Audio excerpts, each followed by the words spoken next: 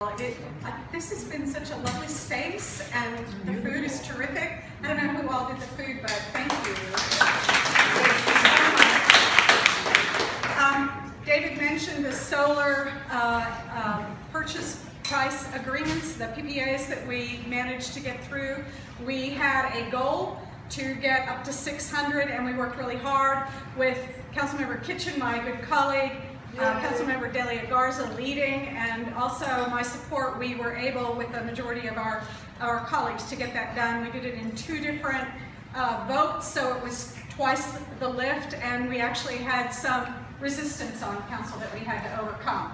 And it goes to the tremendous organizing efforts of folks like Solar Austin and Clean Water Action and our friends throughout the environmental community, Sierra Club, Roy Whaley's here, all came together and worked together in the community to bring the pressure to council. It's always the grassroots that make it possible. Labor was there for us because the jobs in solar are really key, and we want to have clean energy for folks in all parts of town. So I was really, really honored to be able to do that work. I am up for re-election this year. I drew one of it was a white marble for 2 years, and I'm actually looking forward to it. Now, my friends tell me that I should probably have some therapy about that. But I do enjoy being out on the campaign because I have an opportunity to listen to folks and find out what is happening right at home, and you can come and talk to me directly about things that bother you or that you're happy about.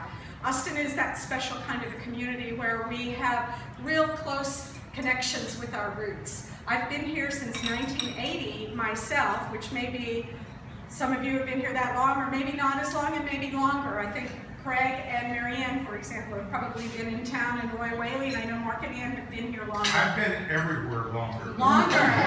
Than David. So in retrospect, I may be a newcomer.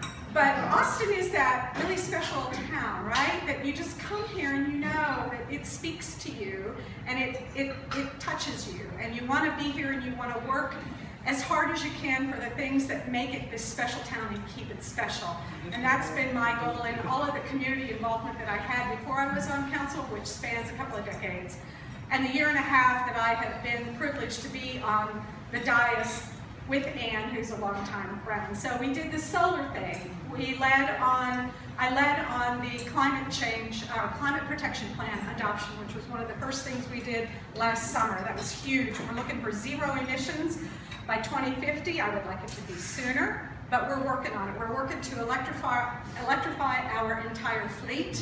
We could use some help from the community on this because it's going to be expensive. And you will find elements on council being resistant to spending the money. We want to kind of phase it in over time, but we have a goal of getting there to have our entire fleet turned into non-polluting vehicles. That's a great idea. It's a great idea, and it's a huge effort, and we need all of y'all's help for that. And then the once-a-week watering was really, it was bigger than I thought. Because I come into these issues already knowing it's the right thing to do, right? Because we've been environmentalists and caring about the environment and our climate for a long time. But it was hard. I mean, we really had to fight. And one more time, it's y'all who come to the meetings, who send us emails, who give us kind of just sort of a morale boost or a spiritual support. You all are out there, and we know it, and it helps us take those votes. It's easy for me to get to that place. My job is to convince my colleagues that they need to make that vote as well. So that's how I see that work. I just thank you all for giving me the privilege to represent District 7 and the entire city of Austin. It's been a tremendous privilege and really kind of a life's work sort of thing. I feel like everything that I've done in the years since I've been here, going on almost 4 decades now, that it all kind of came together for this position, and I just thank you all for giving me the opportunity to serve you, and I look forward to working hard. In the future, we've got budget ahead of us, and it's going to be some difficult decisions to be made there. I know that we both want to continue our health and human services contracting. There's a lot of need in our community, and housing. absolutely. A housing, a sobriety center, you name it. These issues are always in front of us and we care deeply about them. So anyway, I can't really say too much more about that except that it's really a privilege to serve you all, and I work hard for you every day, and I love what I'm doing. And I love that I'm part of this community. So thank you all.